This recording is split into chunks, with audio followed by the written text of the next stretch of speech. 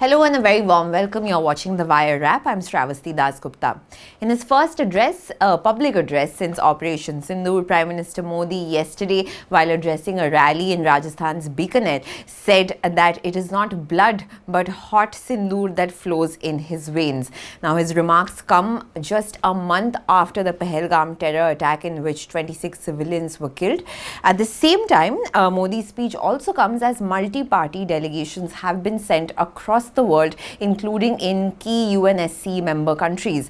At the same time, back home in India, the Supreme Court, while granting interim bail to Ashoka University Professor Mahmudabad, has made some very interesting observations that is being interpreted as those that could have a very chilling effect on free speech. To discuss all this and more, I am being joined by Seema Chishti. She's editor at The Wire, and Javed Ansari, he's a senior journalist. Thank you so much for joining us. Let's get started with Modi's comments yesterday. Now, this was his third address since the Pahalgam terror attack. There was one address just 2 days after the attack, which he gave at a rally in Bihar. Now, we know Bihar is going to elections later this year. Then there was a second address, which was, one could say, a recorded address to the nation, which took place about 48 hours after the ceasefire was announced between India and Pakistan. An hour and a half after Trump. And after Trump's claims on how he had brokered the ceasefire.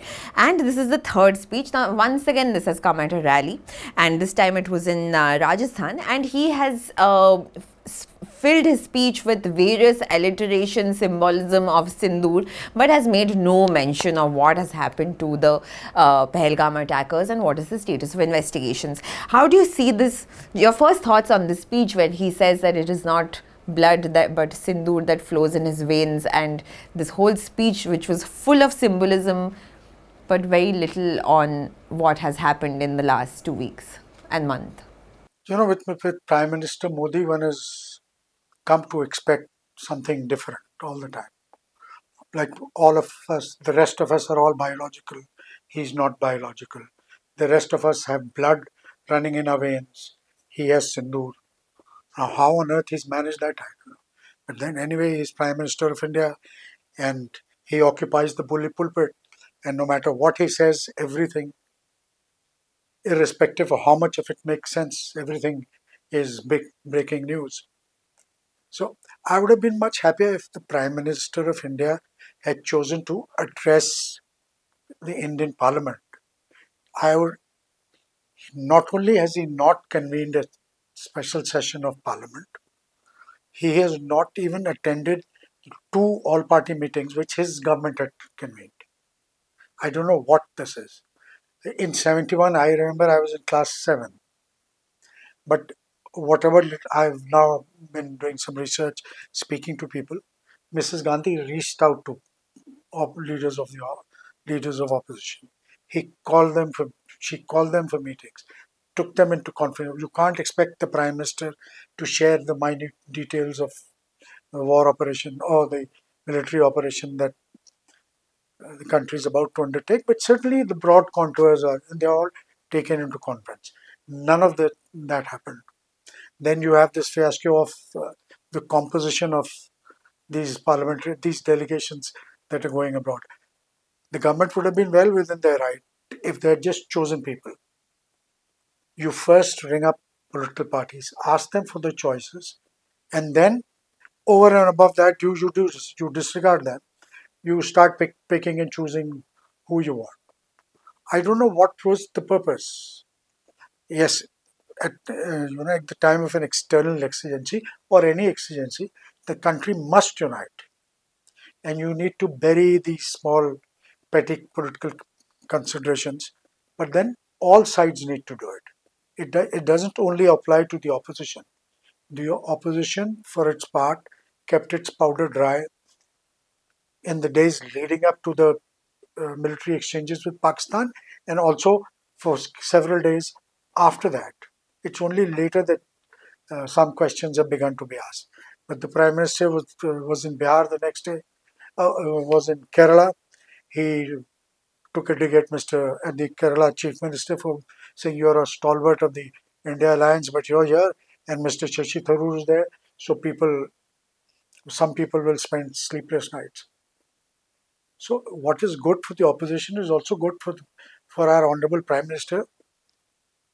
We acknowledge that, while rest of us are mere mortals, he's the chosen one. But nonetheless, some rules apply to everybody. So I think we'll get into the multi-party delegations and how there have been calls for the special session of Parliament which have not been heeded to, and now these delegations have gone abroad. But just Seema, to get you in on the fact that the contents of Modi's speech yesterday was mostly, as we were talking about, symbolism around Sindoor, Operation Sindoor. He did mention that non-state actors and state actors from Pakistan will not be seen separately anymore, and he praised the armed forces and that India will hit back at a time of its choosing.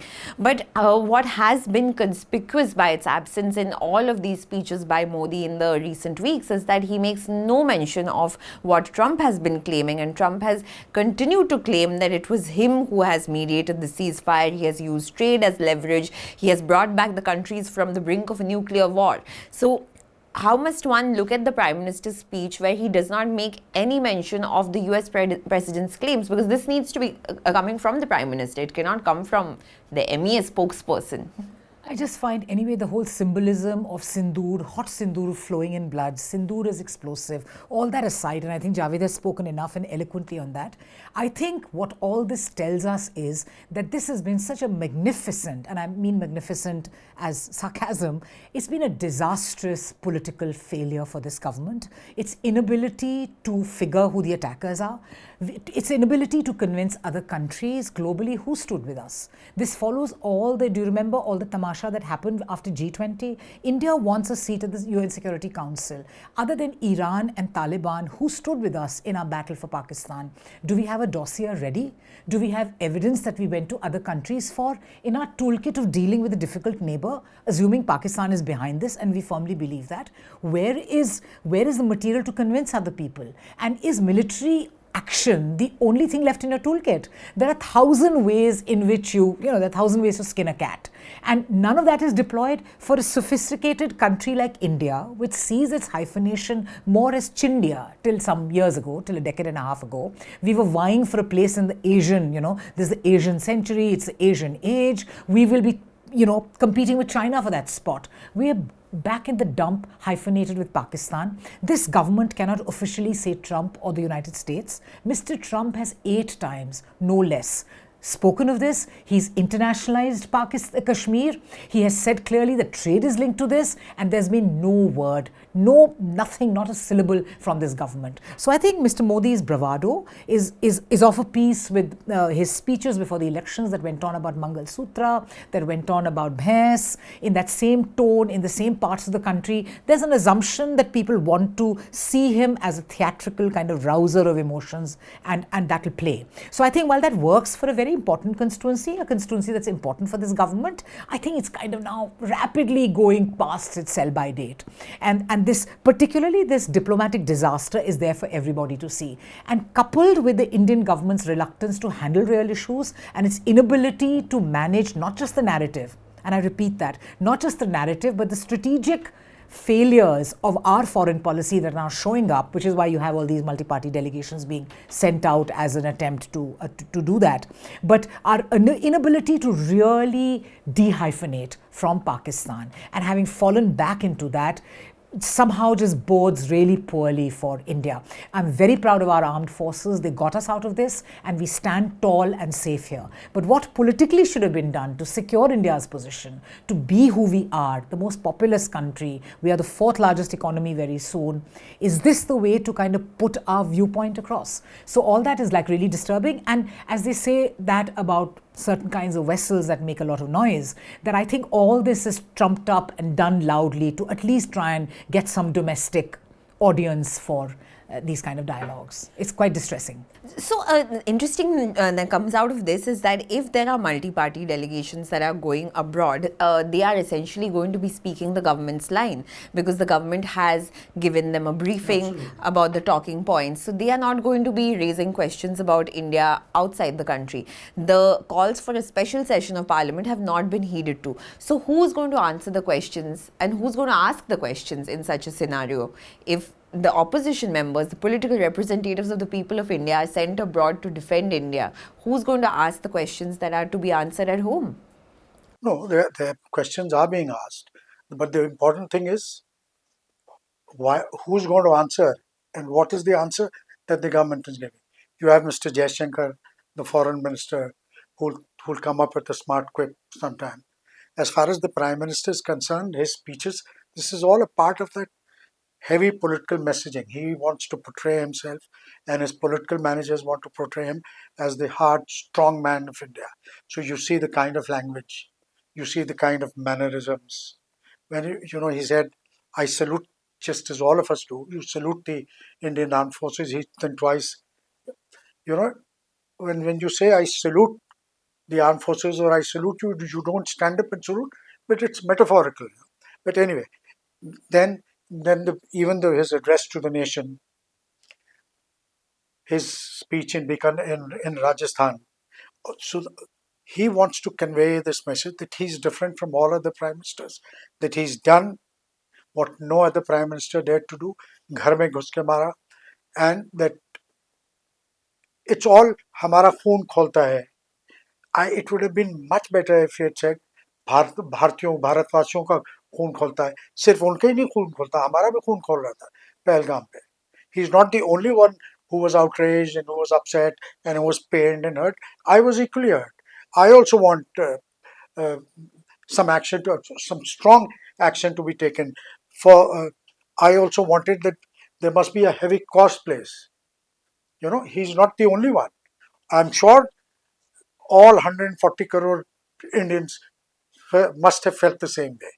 So therefore, to make it about himself there is a reason, there's a political method behind it. And the reason is that he wants to show, and now the war is over. The restraint that was placed on everybody continues. But as far as he and his party are concerned, now the political milking of this has begun. If you see, there are some posters that have come up of Mr. Modi dressed in combat fatigue, in combat fatigue like an Air Force pilot, and he's carrying the Air Force helmet and wearing those aviators and all that. What did he lead those? The Rafales or the Sukhois or the MiGs, or what was it? Indira Gandhi carved up Pakistan.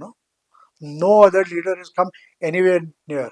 I mean, even in this skirmish which we hammered the hell out of Pakistan, we didn't set foot in Pakistan. Whereas in Mrs. Gandhi's time, 90,000 Pakistani soldiers were taken as POWs. An entire nation was harmed. Bangladesh was created out of it.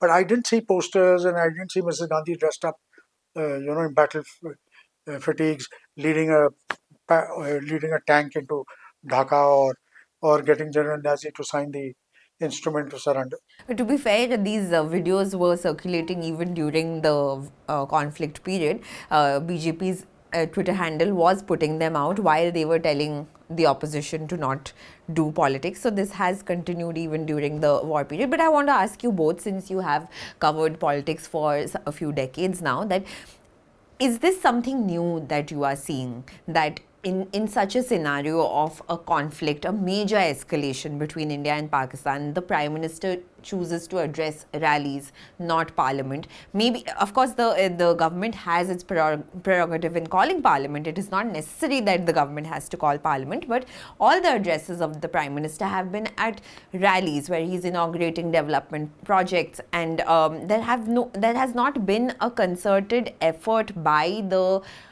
government to take all parties on board in a sense that would give a collective message. In the all-party meeting, as you were mentioning, the Prime Minister was absent. In fact, in the first all-party meeting, he was attending a rally in Bihar and was not there in the all-party meeting. So is this something new that you are seeing at this moment in India, which is different from previous governments when major terror attacks or escalation between India, Pakistan, or even India, China has happened? I don't know, Javed, if you want to go first, but I mean, this is a government, and also currently it's a coalition government. The BJP is a minority party in the coalition that it heads with 240 seats. It needs 272. But before that, maybe they are kind of still the hangover or the desire to convey that we're the only kids on the block.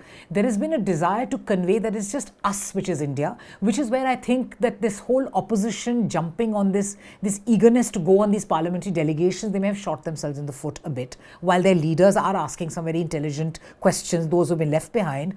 But by just going away and linking yourself to Operation Sindoor in the way the government defines it, you lose the fine chance that you had, and they had built that political ground that India is not this government and is not equal to Modi.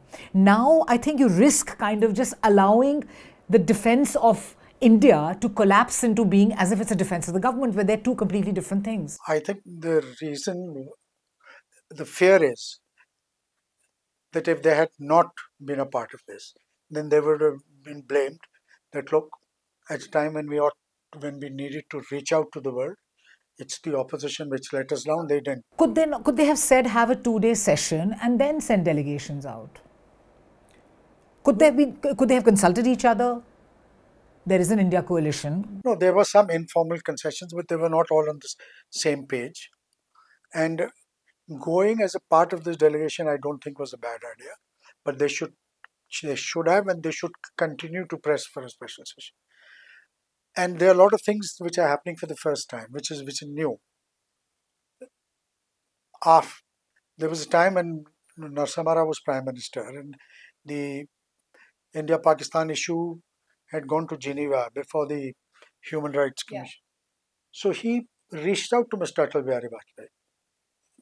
He personally called Mr. Atal Bihari Vajpayee, took him into conference, and managed to persuade him to lead that delegation. And there was an all-part, and there were people from the Congress party, there were people from the BJP member led it. There were external affairs people, and India put up a very good case, and we eventually turned the tables on Pakistan there.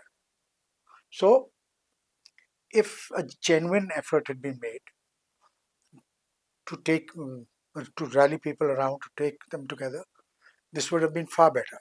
But like I said, all the credit has to go to me. So therefore, why should I share? Why should I allow anybody else to be a part of this? And also we were just looking at for the story that we were doing that that there have been sessions in Parliament. For instance, during the 2001 Parliament attack, Parliament was already in session, so there was a discussion that took place during Mumbai 2611. Parliament was to be convened. You know, when Pakistan exploded those 6 or 5 nuclear devices, Parliament was in session. I was covering it. I was sitting in the press gallery, and that's the old Parliament.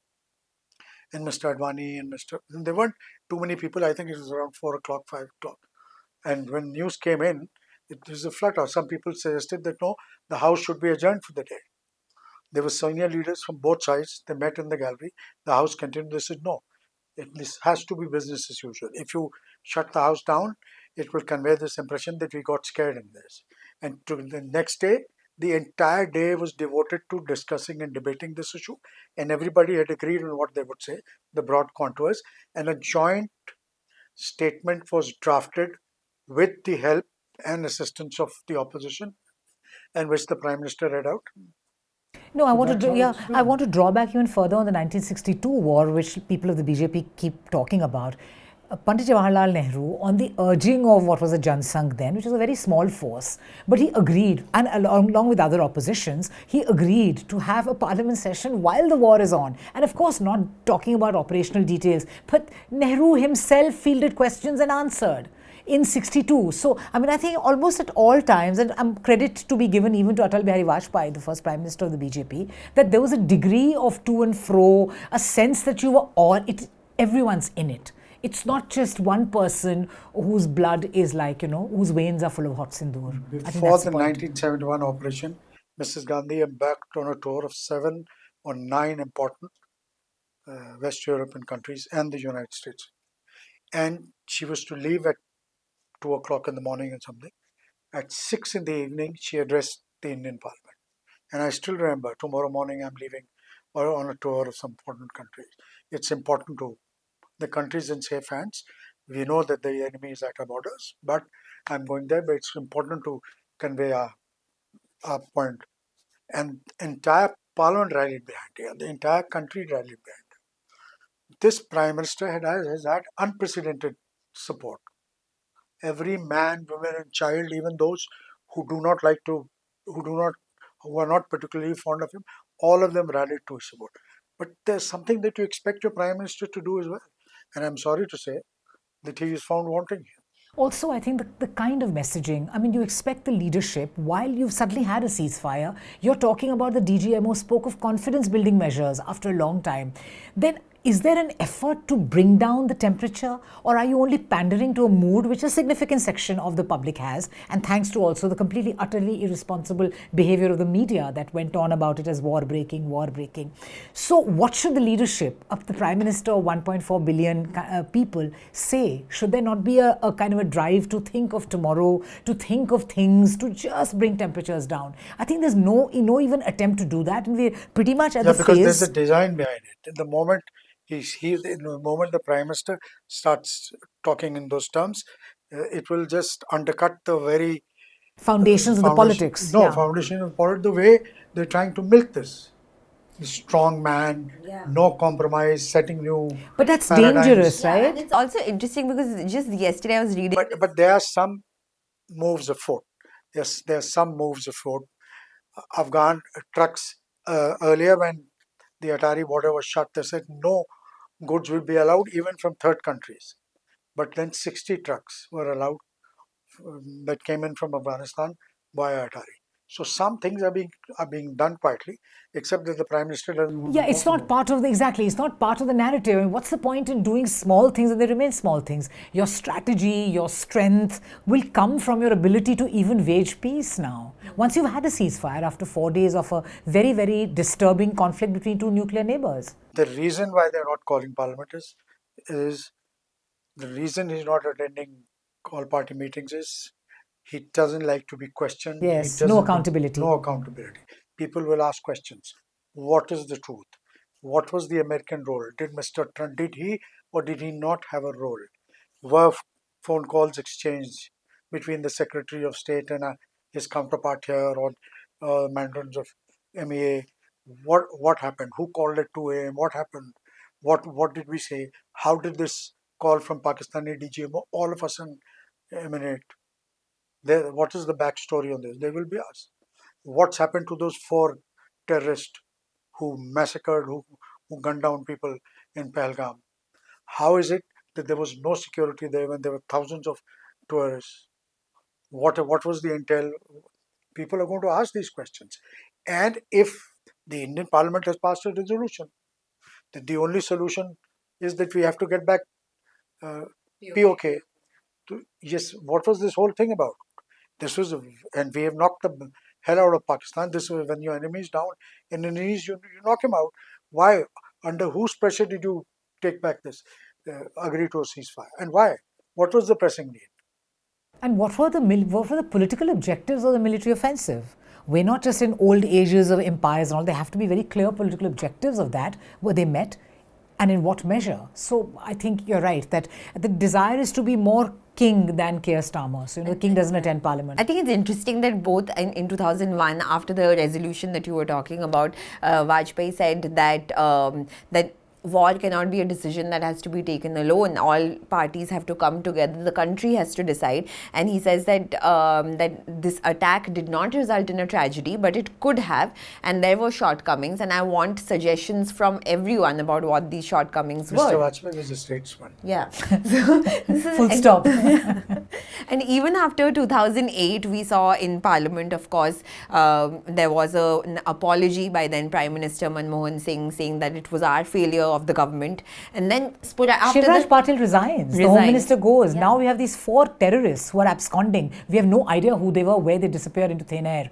I don't see Amit Shah resigning. Just days before that, there were high-level meetings he held. We had reports about how Omar Abdullah was asked to leave. There were these very high-security meetings. What happened to those reviews? What intel did they have? Shouldn't all this be shared? And shouldn't some heads roll? Somebody has to be held accountable. It's not, it's responsibility and accountability is at the heart of representative government. And when Parliament meets, people will ask Mr. Jaishankar, what is the information you gave Pakistan? If Pakistan is the enemy country, which it is, and we are about to go to war, then what were you informing Pakistan about?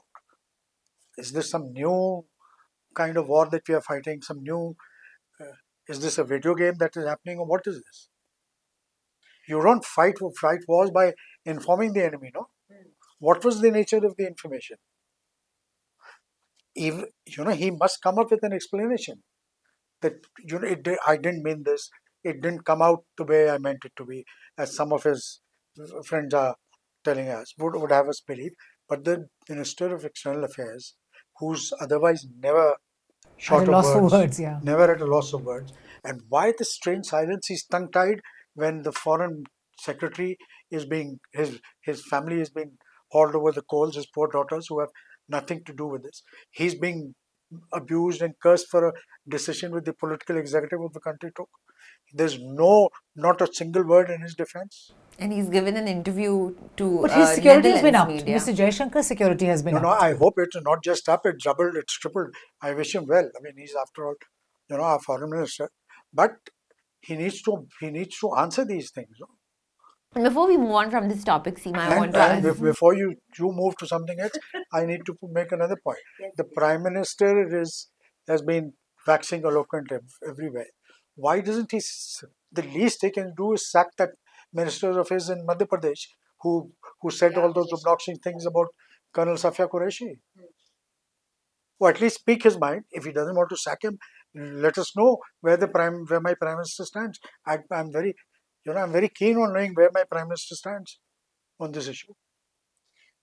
We'll get into Vijay Shah when we speak about Professor Mahmudabad. But Seema, before we move on from this topic, the fact that Mr. Jaishankar has gone and given an interview to a Netherlands outlet while this is such a hot button issue in India, and he's taken all sorts of questions from that interviewer, whereas in India we are not getting any answers. So, I mean, the RJD MP, the very fine Manoj Jha, wrote a very nice piece in Deccan Herald saying that it would have been an excellent idea if multi-party delegations had toured India first. Because, you first need to get this whole amity message, this whole good cause of being secular, plural democracy need to be told within India rather than global. But I think right now the gaze is fully global. So I think Mr. Jaishankar, because of their 0 press conferences from the Prime Minister in 11 years, we've not had a single press conference. Mr. Jaishankar has also not addressed any press conferences. There have not been any briefings where there's been an open exchange. There have been limited kind of briefings where they've taken on some questions, etc., by a certain section of the press. But I think in the absence of that, this is seen as a compensatory move which will please Europe. But if I remember correctly, just a few days before the attack, Mr. Jaishankar was yelling at European Union and telling them to not preach to us. And there was this version of this wolf warrior diplomacy which India was enacting, that we're a civilizational power which has come in our own. What's happening? If you hold a press conference here, I'm sure somebody, not everybody, but somebody will ask something. Will ask, what happened to this investment that you made in Donald Trump? He was such a great friend of yours. Abki baar, Trump Sarkar. What happened? He let us down. The biggest letdown, apart from the treachery that Pakistan did, has been what the Americans have done to us, what Mr. Trump has done to us. He embarrassed my Prime Minister on 3 occasions. The Prime Minister was about to address the nation and he spilled the beans saying that, I got them and I told them no trade. And then when he reached America, he says, they are the biggest, they run the highest tariffs. Then again, I don't know where he was, in the Middle East or somewhere. He spoke to them, he says, I got them too. So at least the Prime Minister and Mr. Jaishankar, I'm sure not everybody will ask, but for some enterprising journalists like you will gather the gumption and say, if not the Prime Minister, Your Excellency, will you educate us on what transpired? Yeah, all this media questions is very quickly. We've been going on about how large sections of big media have been, completely beholden to this government and carrying on this whole campaign. That whole night where Karachi port was attacked, Lahore was captured and various kinds of news happened, was earlier seen as friends of this government because they got the media to completely do their bidding. I think now chickens have come home to roost. Now when the entire world attention was on the media, people are judging this otherwise seen as pro-Modi media, otherwise also referred pejoratively somewhat as Godi media, is being seen now as discrediting the official government narrative too. So it's coming back to haunt them. And there's a reason why liberal democracies allow media. They don't like free speech in particular, everybody, but it's useful to you because you get feedback. There's a way of addressing feedback and tackling dissent and tackling and looking at public mood in a democracy if you have free media. But I think now they've reached a point where they're either drinking their own Kool-Aid on what Godi media is telling them, or allowing this unhinged, unbridled kind of broadcast is coming to hurt them. And which is why we saw a lot of hesitations in Mr. Jaishankar when he's speaking to this Dutch journalist, because I think they've forgotten what it is like to be questioned with commonsensical, simple questions, not even tough questions, just simple, rational questions asked of them. They're not used to answering them anymore. And since we are talking about free speech, let's also speak about what the Supreme Court said yesterday while granting interim bail to Ashoka University Professor Ali Khan Mahmudabad. And while interim bail was granted to him, he was taken into custody over a Facebook post which was essentially anti-war, and where, just to tell our viewers, because there's been a lot of talk about what the contents of his post were, and those are still available, and you can also head to the wire.in and check out the full contents of that post, where he talks about how the costs of war are borne by people who lose their families and their homes. And also he spoke about the fact that while the government did position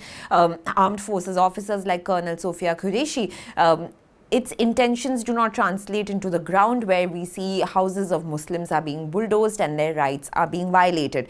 But the Apex Code is essentially said some very interesting things, and while students from Ashoka University academics had raised protests against his arrest, the court said yesterday, if they dare to do anything, we will not accept this. If they try to join hands, etc., we know how to deal with these people. They are within our jurisdiction. This was Justice Suryakant. And he also said that you should know what is happening. There is a right to free speech, etc. Where is the duty? As if the whole country for the last 75 years is only distributing rights and no duty.